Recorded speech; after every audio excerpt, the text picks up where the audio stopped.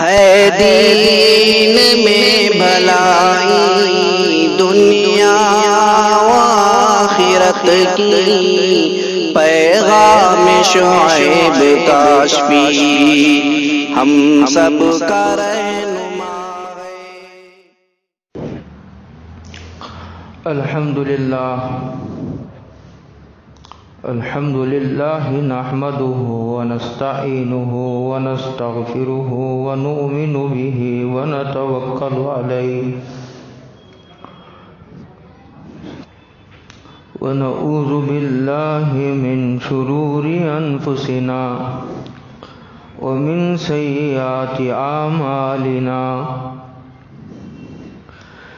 من يهده الله فلا مضل له ومن يضلله فلا هادي له، ونشهد أن لا إله إلا الله وحده لا شريك له، لا ضد له ولا ند له، لا مثل له ولا مثال له، ونشهد أن سيدنا وسندنا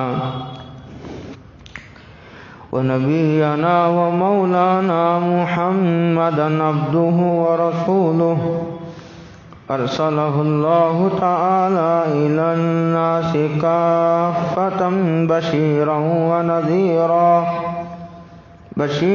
ونذيرا بين يدي الساعة، من يطع الله ورسوله فقد رشد واهتدى، ومن يعص الله ورسوله فقد ضل وغوى۔ أعوذ بالله من الشيطان الرجيم، بسم الله الرحمن الرحيم۔ الف لام میم، ذلك الكتاب لا ريب فيه هدى للمتقين الذين يؤمنون بالغيب ويقيمون الصلاة ومما رزقناهم ينفقون، والذين يؤمنون بما أنزل إليك وما أنزل من قبلك وبالآخرة هم يوقنون، أولئك على هدى من ربهم وأولئك هم المفلحون۔ صدق اللہ مولانا العظیم۔ قابل قدر بزرگوں، دوستوں، بھائیوں، السلام علیکم ورحمۃ اللہ وبرکاتہ۔ اس وقت آپ حضرات کی خدمت میں جن آیات کریمہ کی تلاوت کرنے کی اللہ رب العزت والجلال نے سعادت عطا فرمائی ہے، یہ سورہ بقرہ کی ابتدائی آیات ہیں۔ اس میں ہدایت یافتہ لوگوں کی صفات اور علامتوں کا ذکر ہے۔ یہ آیات کریمہ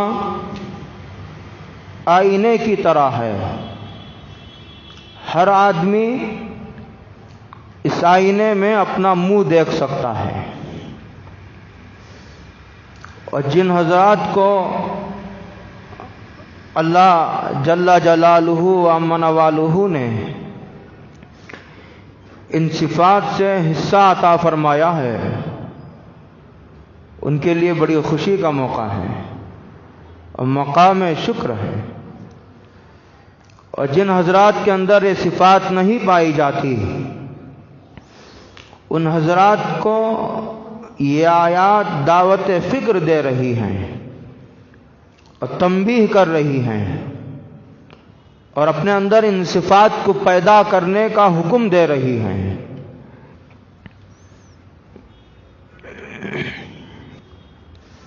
سب سے پہلی علامت تقوی والوں کی، پرہیزگاروں کی، قرآن کریم یہ بیان کرتا ہے الذین یؤمنون بالغیب، جن کا تعلق عقیدے سے ہے، جو اپنے ایمان میں مخلص ہیں، جو دل سے ایمان قبول کر چکے ہیں، جن کی جلوت و خلوت یکساں ہے۔ ایسا نہیں کہ لوگوں کے سامنے اپنے ایمان کا مظاہرہ کر رہے ہوں اور تنہائیوں میں بے ایمان ہو، منافق ہوں، زبان سے ایمان کا دعویٰ کر رہے ہوں اور دل سے بے ایمان ہوں، ان کا دل منافق ہو، ان کے دل میں نفاق کے جراثیم پنپ رہے ہوں، ایسا نہیں۔ اور اندیکھی چیزوں کو نبی کے اعتماد پر وہ پورے شرع صدر کے ساتھ قبول کرتے ہیں۔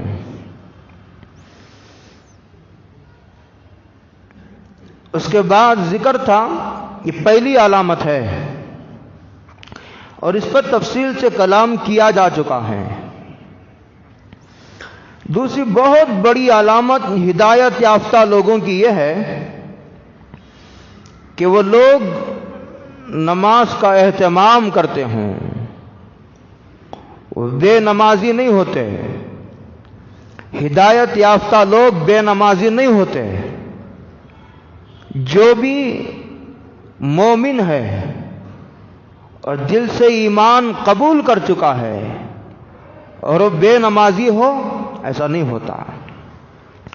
ایمان دل میں ہو اور بے نمازی ہو، ایسا ہو ہی نہیں سکتا۔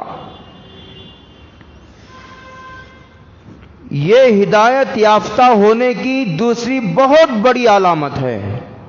کسی آدمی کو بھی اگر آپ یہ دیکھنا چاہے یا معلوم کرنا چاہے کہ یہ ہدایت یافتہ ہے یا نہیں ہے، یہ ہدایت کے راستے پر پڑ چکا ہے، چل رہا ہے، ہدایت کی ڈگر پر قائم ہے یا نہیں ہے، یہ معلوم کرنا ہو تو بہت موٹی موٹی علامتیں قرآن ذکر کرتا ہے، اس لیے کہ یہ پوری انسانیت کے لیے نازل کی گئی کتاب ہے۔ کہتے ہیں دوسری سب سے بڑی علامت یہ ہے کہ یہ دیکھو کہ وہ نماز پڑھتا ہے یا نہیں پڑھتا۔ صحابہ کی ایک جماعت کے نزدیک بے نمازی کافر ہے، اور ائمہ میں سے امام احمد کی رائے یہ ہے کہ جو بے نمازی ہے، جان بوجھ کر، کوئی عذر نہیں، کوئی وجہ نہیں، بلا عذر قصدن نماز کا ترک کرتا ہے، تو ائمہ میں سے امام احمد کی رائے یہ ہے کہ وہ کافر ہے، اسے دوبارہ کلمہ پڑھنے کی ضرورت ہے۔ اسی سے عبد القادر جیلانی رحمۃ اللہ علیہ کا یہ قول کتابوں میں نقل کیا گیا ہے، چونکہ عبد القادر جیلانی رحمۃ اللہ علیہ جو تھے وہ امام احمد بن حنبل کے پیروکار تھے، انہی کے فالوورز میں سے تھے۔ ان کا جو قول اور ان کا جو مقولہ کتابوں میں نقل کیا جاتا ہے وہ امام احمد کی مطابعت میں نقل کیا جاتا ہے کہ جو آدمی بے نمازی مر جائے، اس کا انتقال ہو جائے، اسے مسلمانوں کے قبرستان میں دفن کرنے کی ضرورت نہیں ہے، اس لیے کہ وہ مسلمان ہی نہیں ہے۔ اگرچہ کہ جمہور فقہا، جمہور صحابہ، جمہور محدثین، جمہور جو کہا جاتا ہے اس سے اکثریت مراد ہوتی ہے۔ صحابہ کی اکثریت، ائمہ کی اکثریت، علماء، فقہا، مجتہدین کا جمع غفیر اس بات پر قائم ہے کہ بلا عذر بھی اگر کوئی آدمی نماز چھوڑ دے تو کافر تو نہیں ہوتا، لیکن اس نے کافروں جیسا فعل کیا ہے، اس نے کافرانہ عمل کا ارتکاب کیا ہے. ایک مومن کی شان سے یہ بات بہت بعید ہے کہ وہ مومن ہوتے ہوئے نماز کو چھوڑ دے. یہ بات گزشتہ جمعہ بڑی تفصیل سے آئی تھی. پھر میں ادھر نہیں جانا چاہتا. ایک دوسری علامت تھی.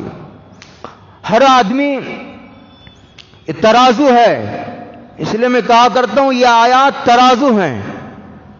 ہر آدمی اپنے آپ کو اس میں تول سکتا ہے. یہ کسوٹی ہے.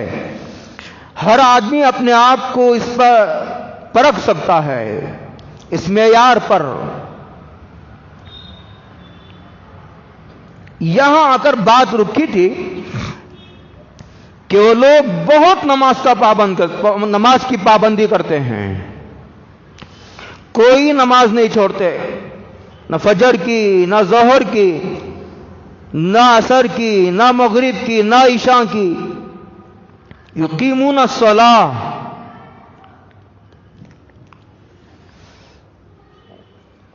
اور نماز بھی وقت پر ادا کرنے کا اہتمام کرتے ہیں.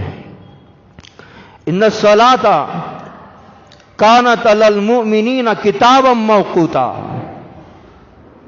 نماز کبھی نہیں چھوڑتے اور نماز وقت پر پڑھنے کا اہتمام کرتے ہیں. وارکعوا مع الراکعین، اور نماز تنہا گھر میں نہیں پڑھتے. چھوٹ گئی اتفاق سے، کہیں گئے تھے آنے میں دیر ہو گئی، دکان گئے تھے اتفاق سے دیر ہو گئی، سفر سے لوٹنے میں دیری ہو گئی، سو گئے تھے نماز کے وقت میں آنکھ لگ گئی، یا کسی بیماری اور دیگر آزار کی وجہ سے تو الگ بات ہے. بہت تیز بارش ہو رہی ہے، اتنی سخت سردی اور کوہرا پڑ رہا ہے، آدمی گھر سے باہر نکل ہی نہیں سکتا.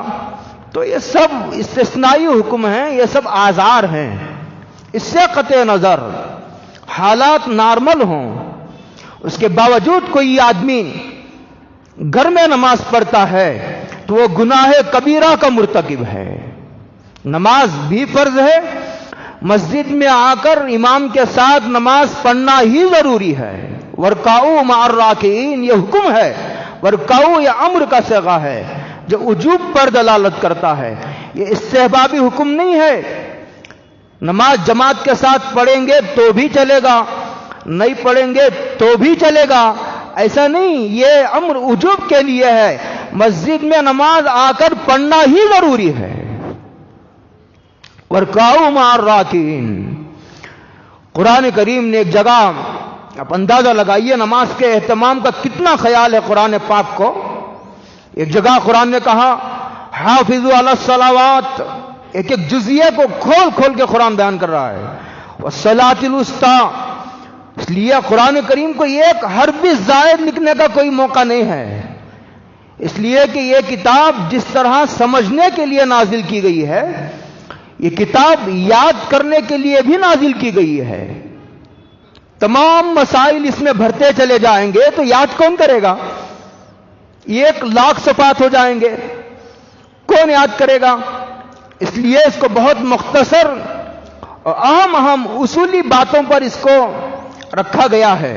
اس کے باوجود قرآن کریم رہ کر نماز کی تاکید کرتا ہے.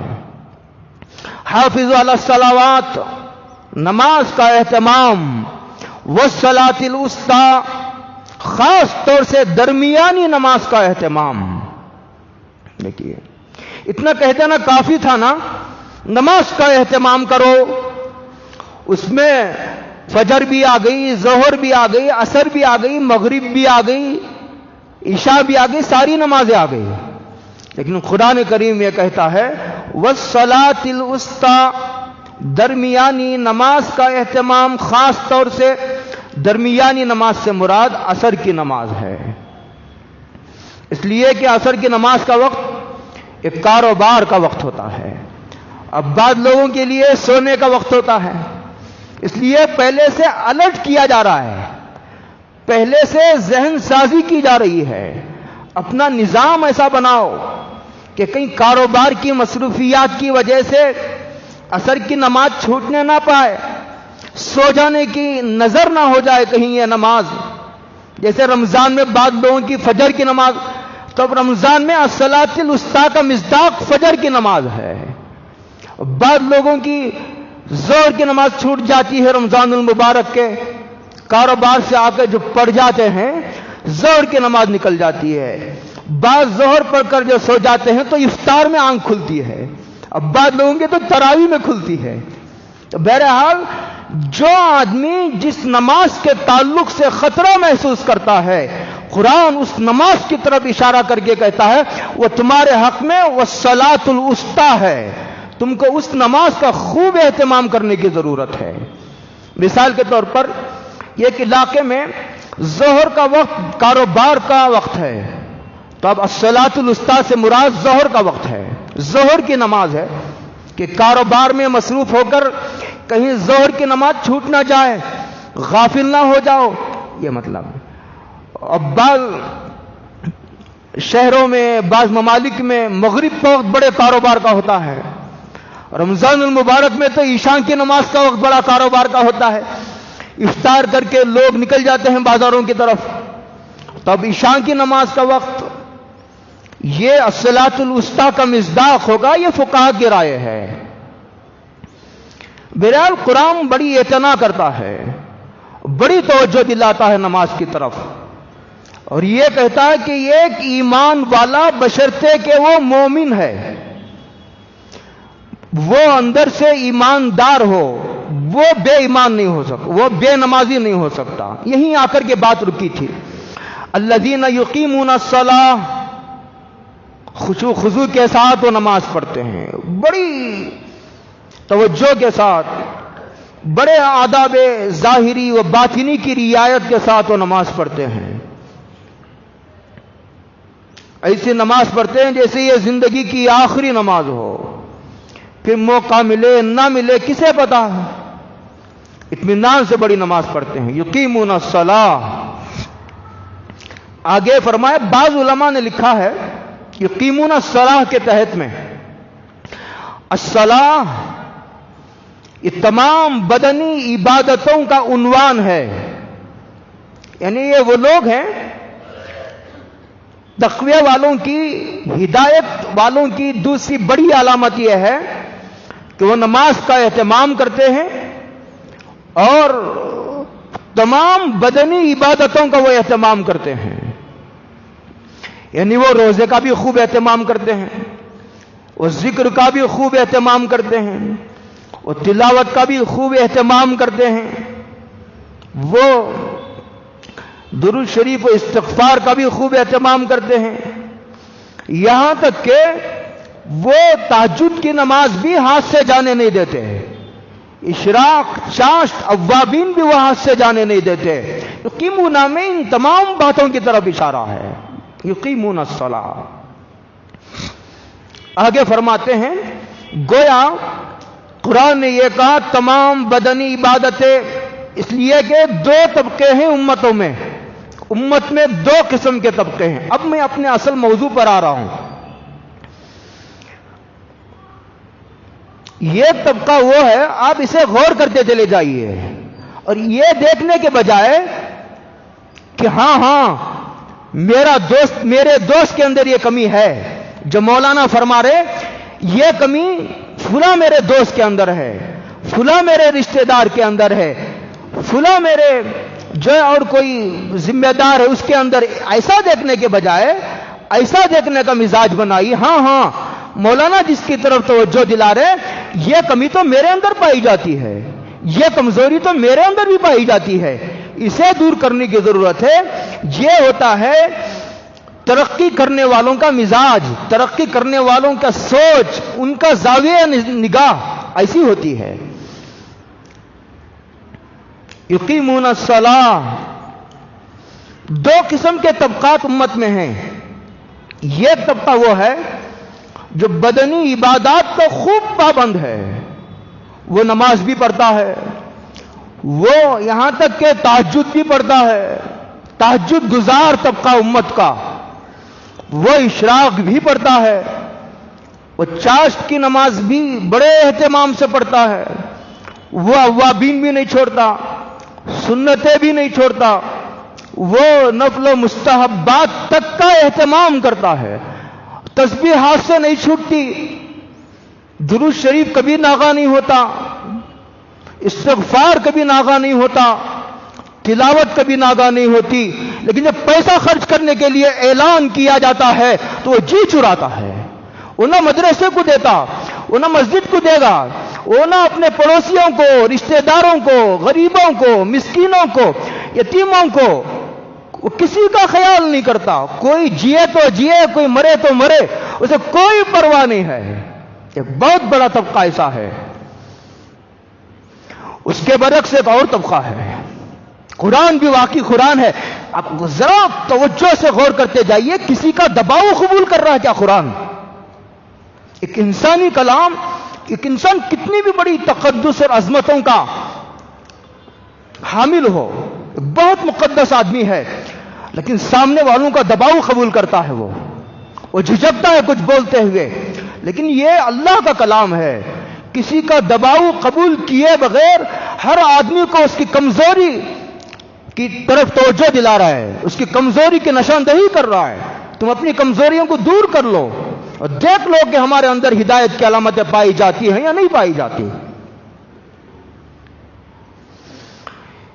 ایک طبقہ وہ ہے جو پیسہ خرچ کرنے میں آگے آگے رہتا ہے. مدرسے والے اعلان کرتے ہیں تو بھی دیتا ہے، مسجد والے اعلان کرتے ہیں تو بھی پہلی صف میں رہتا ہے.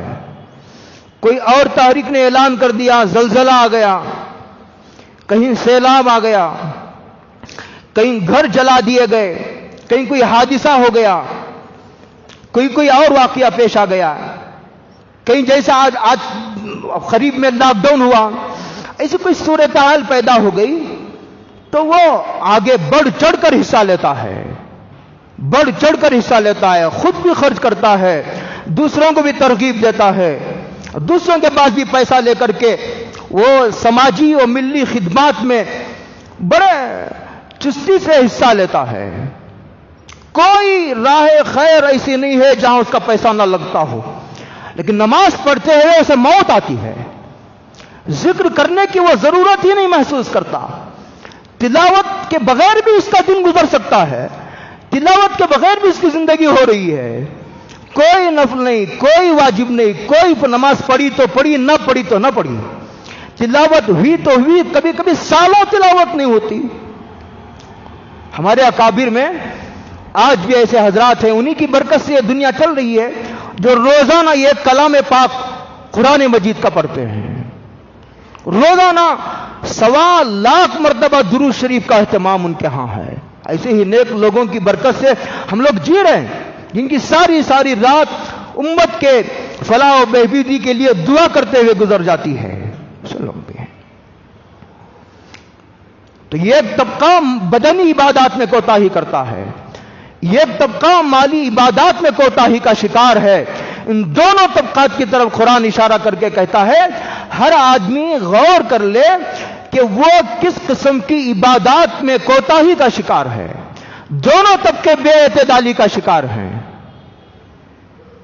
اور ہدایت والوں کی علامت یہ ہے کہ وہ بدنی عبادات کا بھی اہتمام کرتے ہیں، مالی عبادات کا بھی اہتمام کرتے ہیں. اس کو قرآن کریم کہتا وَمِمَّا رَزَقْنَاهُمْ يُنْفِقُونَ. تیسری بہت بڑی علامت، اگر ترازو میں تول نہ ہو تو تول لو، کسوٹی پر پرکھ نہ ہو تو پرکھ لو.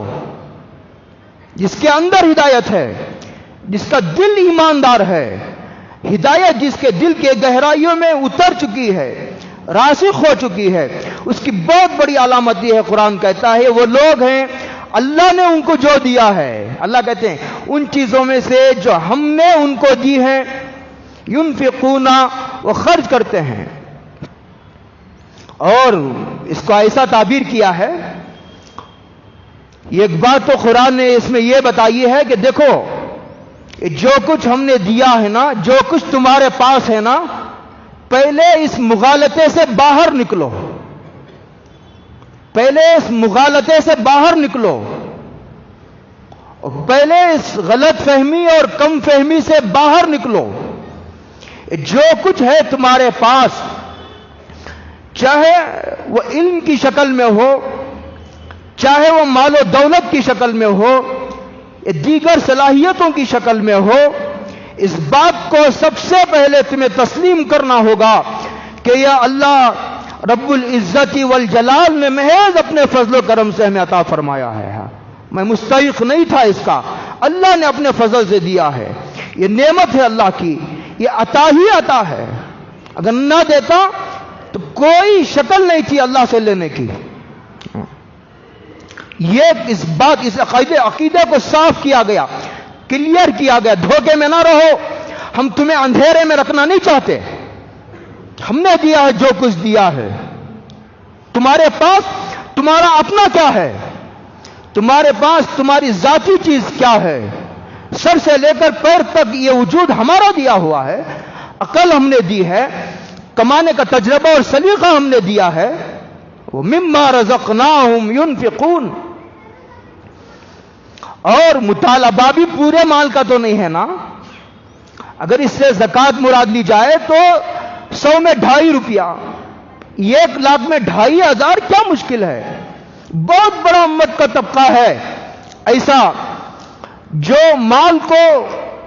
مال کی پوری زکوٰۃ حساب لگا کر نہیں ادا کرتا ہے.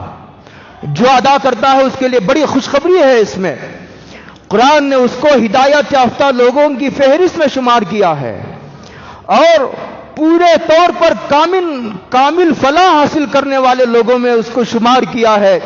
لیکن جو لوگ اس میں کوتاہی کرتے ہیں ان کے لیے اس میں تنبیہ ہے، بیدار ہونے کا وقت ہے. اس کو قرآن کہتا ہے وہ مما رزقناہم، جو دیا ہے وہ ہمارا ہے، لیکن مطالبہ پورے مال کا نہیں ہے. تھوڑا دو اور اسراف سے بچو. ناجائز امور میں مال خرچ کرنے سے اپنے آپ کو بچاؤ. یہ نعمت کی ناقدری ہے. ينفقون، وہ خرچ کرتے ہیں. بعض لوگوں کے پاس مال نہیں ہوتا لیکن صلاحیتیں ہوتی ہیں، علم ہوتا ہے، تو بعض نے اس سے یہ مراد لیا ہے کہ اللہ نے جو علم دیا ہے وہ علم خرچ کرو. کوئی دوسری صلاحیت اللہ نے عطا فرمائی ہے، اپنی اس صلاحیت سے لوگوں کو نفع پہنچاؤ. اللہ نے ذہانت دی ہے، کسی کو مفید مشورہ دے سکتے ہو تو اس مفید مشورے کے ذریعے سے لوگوں کی مدد کرو، ان کا تعاون کرو. وَمِمَّا رَزَقْنَاهُمْ يُنْفِقُونَ.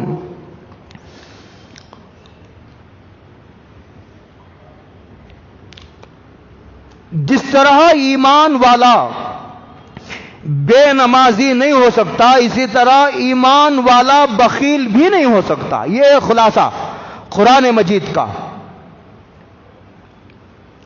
ایمان والا بخیل بھی نہیں ہو سکتا. دیکھو دنیا میں دنیاوی نعمتیں دینے کا اللہ تعالیٰ کا ایک سسٹم ہے، اسے اچھی طرح سمجھ لو. اللہ تعالیٰ کی ایک سنت ہے، اللہ تعالیٰ کا قانون ہے، طریقہ ہے. یہ طریقہ تو یہ تھا، اسے ذرا بہت توجہ سے سنو. قرآن کریم کی آیات پیش کروں گا تو لمبا وقت ہو جائے گا، اصل مقصد نکل جائے گا ہاتھ سے. حدیث پاک میں آتا ہے سرور کائنات حضرت محمد مصطفیٰ صلی اللہ علیہ وسلم یوں ارشاد فرماتے ہیں، حدیث قدسی ہے.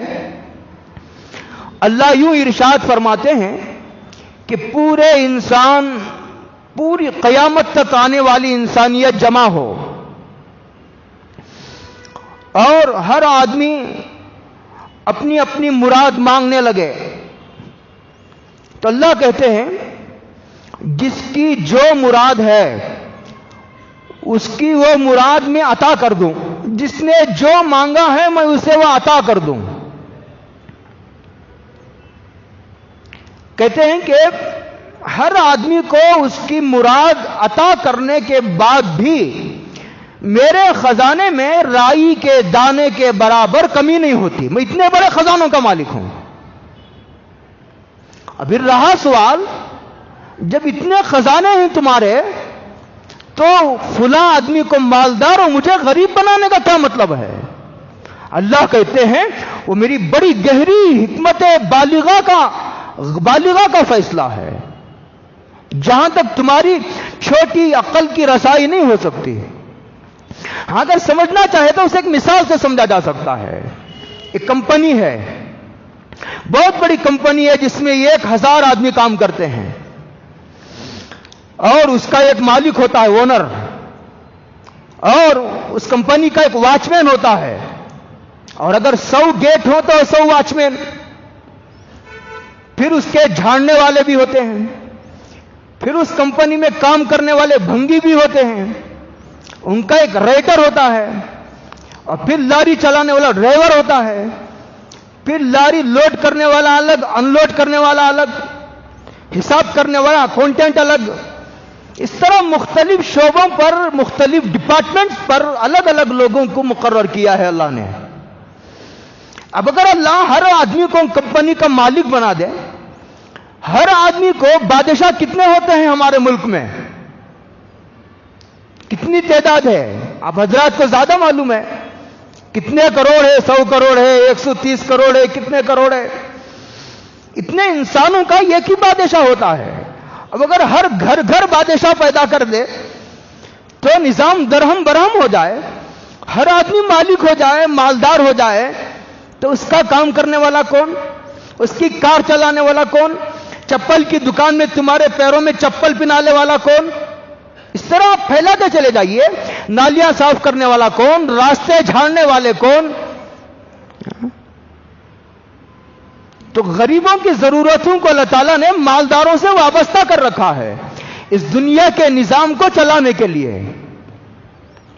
قادر تو اس پر بھی تھا کہ ہر آدمی کو ڈائریکٹ اللہ دیتا، اور ہر آدمی کو براہ راست اللہ مالدار بنا دیتا، اس پر بھی اللہ کو قدرت تھی اور ہے، لیکن یہ ورنہ کائنات کا نظام درہم برہم ہو جاتا، کوئی کسی کا نوکر نہیں بنتا، کوئی کسی کی ماننے کے لیے تیار نہیں، کوئی کسی سے دبتا نہیں، کوئی کسی کی بات تسلیم کرنے کے لیے راضی نہیں۔ اس طرح کا ایک بدنظمی اور بد انتظامی پھیل جاتی، کائنات کا نظام یہ ایک دن بھی نہیں چل پاتا۔ اس نظام کو برقرار رکھنے کے لیے جس طرح مالداروں کا وجود ضروری ہے، اسی طرح غریبوں کا وجود بھی ضروری ہے۔ مالداروں کے بغیر غریبوں کا کام نہیں چلتا، اور غریبوں کے بغیر مالداروں کا کام نہیں چلتا، بلکہ غریبوں کا بغیر تو بادشاہوں کا کام نہیں چلتا۔ یہ نالی صاف کرنے والے اگر اسٹرائک کر دے کہ ہم نالی صاف نہیں کریں گے، یہ کچرا اٹھانے والے اگر اسٹرائک کر دے ہم 15 دن کچرا نہیں اٹھائیں گے، تو بادشاہ کو ہاتھ جوڑنے پڑیں گے، پیر پڑنے پڑیں گے بھنگیوں کے۔ کائنات کا نظام کو اللہ نے ایسا بنایا ہے، اس کو اللہ کہتے ہیں وہ مما رزقناہم ينفقون، مالداروں کو مال دے کر کے مالداروں کو حکم دیا کہ تم ہمارے نمائندے بن کر کے وہاں خرچ کرو جہاں ہم کہتے ہیں۔ گویا اس کی مثال اگر بے ادبی نہ ہو، اگر گستاخی نہ ہو آپ کی شان میں، تو اس کی مثال سمجھنے کے لیے یوں ہے جیسے پوسٹ مین ہوتا ہے، منی آرڈر گھر گھر لے جا کر کے پہنچاتا ہے، اور جو بھی منی آرڈرز آتے ہیں اگر پوسٹ مین یہ سمجھنے لگے کہ یہ پورا میرا ہی ہے، جس کے نام سے آیا ہے اس کے گھر پہنچانا اس کی ذمہ داری ہے، پہنچانے میں اگر وہ کوتاہی کرتا ہے، اگر بے ایمانی سے کام لیتا ہے، تو کیا کرتی ہے حکومت؟ اسے ڈسمس کر دیتی ہے، اسے اس کے منصب اور عہدے سے معزول کر دیتی ہے۔ اسی طرح اللہ نے مالداروں کو مال دیا ہے اور اس کے ساتھ کچھ ذمہ داریاں بھی عائد کی ہیں، یہ فرمایا۔ اس کو قرآن کہتا ہے وَمِمَّا رَزَقْنَاهُمْ يُنْفِقُونَ، کہ وہ لوگ ہیں ہم نے جو کچھ دیا ہے اس میں سے وہ خرچ کرتے ہیں، اور خرچ بھی بڑی خوشدلی سے کرتے ہیں۔ وہ خود دینے کے بعد احسان نہیں جتلاتے۔ اللہ کی شان بے نیازی سے بہت ڈرنے کی ضرورت ہے۔ ایک تو مال دینا، مال نہ خرچ کرنے کو قرآن کریم نے نفاق کی علامت اور نفاق کی پیداوار قرار دیا ہے۔ دیکھو بخیلوں کی کئی قسمیں ہیں۔ ایک تو وہ آدمی ہے جو خود بھی ٹھیک سے نہیں کھاتا، ٹھیک سے کپڑے نہیں پہنتا، اسی بھی آپ نے لوگ دیکھے ہوں گے، اور نہ اپنے بیوی بچوں کو ٹھیک سے کھلاتا ہے، نہ ان کا انتظام کرتا ہے، بہت بڑا مالدار ہے، لیکن نہ ٹھیک سے کپڑے پہنتا ہے، نہ اچھے کھانے کھاتا ہے، نہ اس کا اچھا کوئی خاص گھر ہے، کار میں گھوم سکتا ہے لیکن بس کا انتظار کر رہا ہے، میں سمجھتا ہوں یہ بھی نعمت کی ناقدری ہے، اسراف بھی ناجائز ہے، بخل بھی حرام ہے، یہ سب دل کی بیماریاں ہیں، یہ مال کی بیجا محبت کا نتیجہ ہے، ایک مال کی نعمت کی ناقدری کا نتیجہ اور پیداوار ہے۔ ایسا ہے، یہ تو وہ ہے جو خود اچھا، میرے بیوی بچے اچھے، میرا گھر، میرے پوتے، میرے نواسے، ٹھیک ہے یہاں تک، لیکن دوسروں پر ایک پیسہ نہیں خرچ کرنا چاہتا،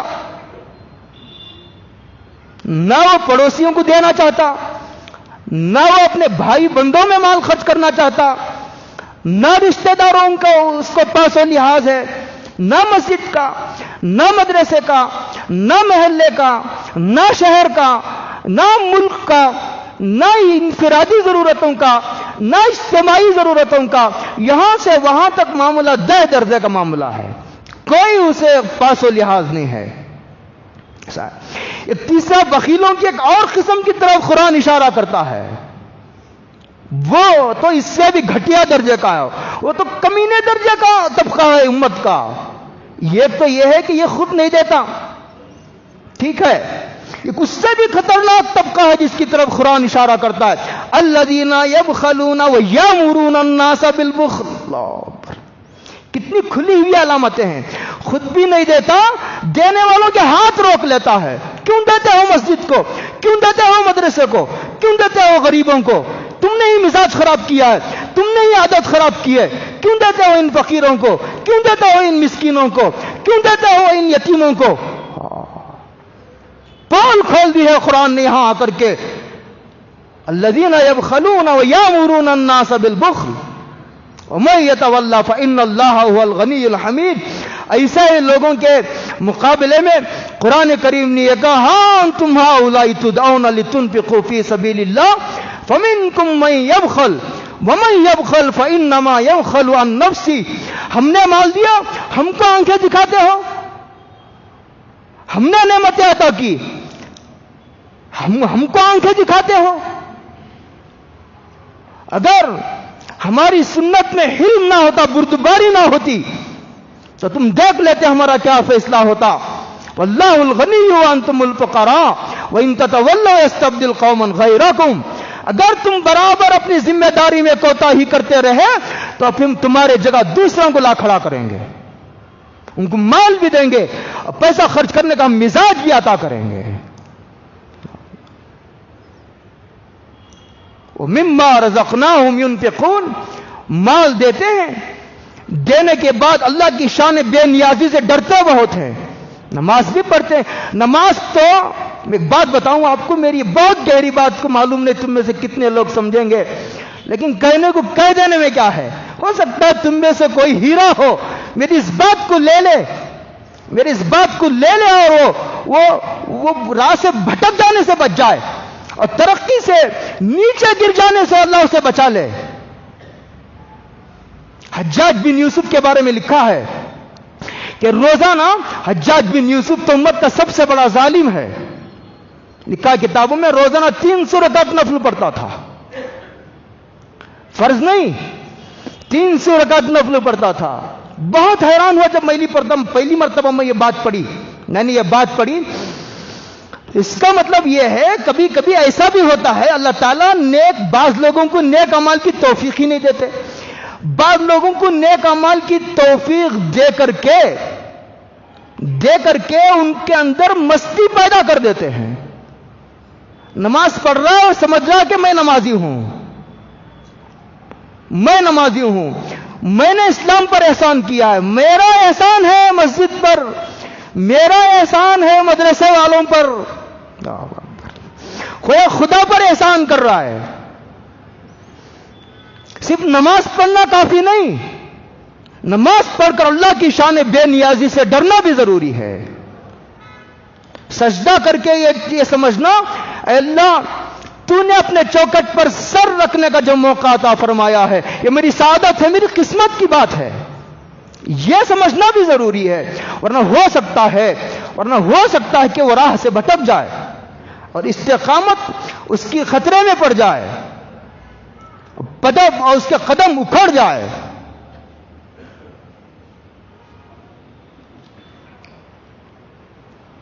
ایک مرتبہ جیل میں، مالٹا کی جیل میں، جنگ آزادی کے سب سے بڑے ذمہ دار علماء دیوبند کے سرخیل شیخ الہند محمود حسن دیوبندی رحمت اللہ علیہ بیٹھ کر رو رہے تھے۔ شاگردوں نے پوچھا، حضرت کوئی تکلیف تو نہیں؟ روزانہ انگریز آتا اور یہ کہتا کہ انگریزوں کے خلاف تم نے جو فتویٰ دیا ہے وہ واپس لے لو۔ حضرت کہتے ہیں کیسے واپس لے لوں؟ پوری امت شیخ الہند کے فتوے کا انتظار کر رہی ہے، شیخ الہند کی ایک جان جاتی ہے تو جانے دیجئے، لیکن امت کی کشتی نیا ڈوب جائے گی، امت کا ذمہ دار ایسے خیانت نہیں کر سکتا۔ روزانہ آتا اور گرم گرم لوہے کی سلاخ لا کر کے پیٹھ پر داغا کرتا۔ یہ راز چھپا رہا، جب نہلانے کے لیے کپڑے نکالے گئے تو پیٹھ کا آدھا حصہ نہیں تھا حضرت شیخ الہند کا۔ انہی کی قربانیوں کا نتیجہ ہے ہندوستان میں مدارس باقی ہیں، مساجد باقی ہیں، دعوت و تبلیغ کا کام باقی ہے، ہزاروں لاکھوں کی تعداد میں علماء ہے اور اپنے اللہ کے دین پر جان لٹانے کے لیے وہ تیار بیٹھے ہیں، سر سے کفن باندھے ہوئے میدان میں اترے ہوئے ہیں۔ اگر اسلام پر آنچ آتی ہے وہ کبھی بھی کچھ بھی فیصلہ لیا جا سکتا ہے۔ تو شاگردوں نے کہا حضرت کوئی تکلیف تو نہیں؟ حضرت چھپانا چاہتے تھے اپنی بات کو۔ کہا حضرت کہیں آپ موت سے تو نہیں ڈر رہے کہ پھانسی دے دی جائے گی؟ حضرت مسکرائے، فرمایا میاں کیا بات کرتے ہو؟ اگر شہید ہونے کا وقت آ گیا تو شہید ہونے میں بھی کوئی بات نہیں ہو، تو بہت بڑا مقام ہے۔ جنت میں جانے کے بعد کوئی آدمی جنت سے واپس آنے کی تمنا نہیں کرے گا۔ ایک شہید ہے جس کی یہ تمنا ہوگی کہ اے اللہ دنیا میں پھر بھیجیے، پھر شہادت کا مقام عطا فرمائیے، پھر مجھے زندہ کیجیے، پھر شہادت کا مقام عطا فرمائیے۔ اس لیے کہ مجھے تو ایسا لگتا ہے کہ جو مزہ شہادت میں ہے وہ شاید جنت میں بھی نہ ہو۔ شہادت اتنا بڑا مقام ہے، اس لیے کہ شہادت کے موقع پر اللہ کا جو قرب اسے نصیب ہوتا ہوگا، اللہ کی تجلیات کا دیدار ہوتا ہوگا، شاید وہ پھر کسی دوسری عبادتوں میں نہ ہو۔ اسی لیے حضور کی یہ تمنا تھی کہ اللہ مجھے زندہ کر، پھر شہادت عطا فرما، پھر زندہ کر، پھر شہادت کا مقام عطا فرما۔ پھر فرمایا حضرت پھر ڈر کس بات سے رہے ہیں؟ فرمایا ڈر اس بات سے رہا ہوں شہید تو ہو جاؤں گا، موقع آئے گا، لیکن شہادت قبول نہ ہوئی تو؟ کبھی جان لے لیتے ہیں قبول بھی نہیں فرماتے، وہ ذات بہت بے نیاز ہے۔ مما رزقناہم ينفقون، آدمی اپنی ضرورت سمجھ کر کے دے۔ ایک آخری بات، وقت ہو رہا ہے، میں سمجھا تھا کہ یہ آیتیں ختم ہو جائیں گی لیکن بات یہیں آ کر کے رک گئی۔ حضرت عائشہ کہ ایک بھانجے ہیں حضرت اسما کے بیٹے عروہ، حضرت عائشہ رضی اللہ تعالی عنہا کے شاگرد ہیں۔ حضرت عائشہ بہت بڑی عالمہ تھی، بڑے بڑے صحابہ پوچھتے تھے حضرت عائشہ سے سوالات۔ انہیں ایک آدمی کو بلا کر کے کہا کہ یہ پیسہ لے جاؤ اور فلاں جگہ مسجد میں دیکھو تلاش کرو، ایک آدمی ہیں ان کو پیسہ دو، اور دیکھو لے جا کر کے ان کے پاس پیسہ رکھ کے چلے آنا، کچھ بولنا بھی نہیں اور کچھ دعا کی درخواست وغیرہ بھی نہ کرنا۔ اچھا گئے اور وہ ایک جگہ مسجد میں تھے تو ان کو پیسہ دے کر کے چلے آیا خاموش۔ لیکن طالب علموں کے ذہنوں میں اعتراضات ہوتے ہیں، وہ کیا آدمی ہے جسے اعتراض ہی پیدا نہ ہو، جس میں جمود ہو، تعطل ہو، کچھ اعتراض ہی نہیں ہوتا۔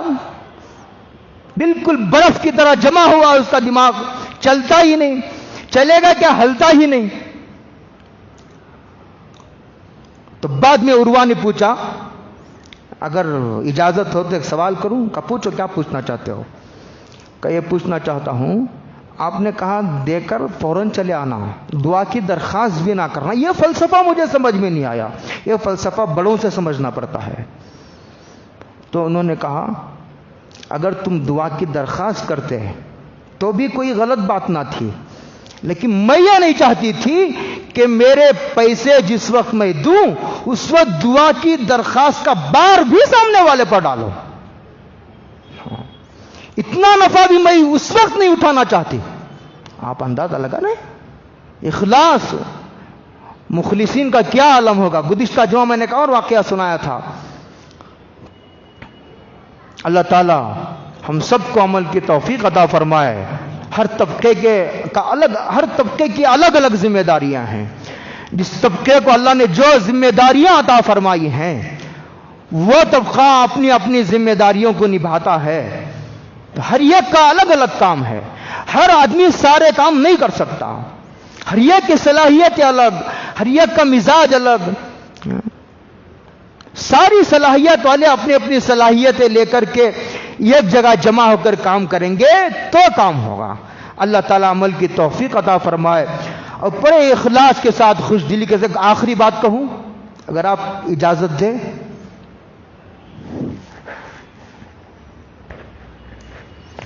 تم 100 روپیہ لا کر کے مجھے منہ بنا کر کے دو تو کیا کروں گا میں؟ یا میں آپ کو دوں، آپ میں سے کوئی شریف باغیرت انسان ہو اس کو میں 100 روپے چہرہ بنا کر کے دوں اور سامنے والے کو غریب بنا کر کے دوں، غریب سمجھ کر کے دوں، تو شریف انسان بھوکا مر جائے گا لیکن تمہارے 100 روپے لینا پسند نہیں کرے گا۔ اللہ بہت باغیرت ہیں، رحیم اور رحمان بھی ہیں لیکن اس کی غیرت بہت بڑی ہے۔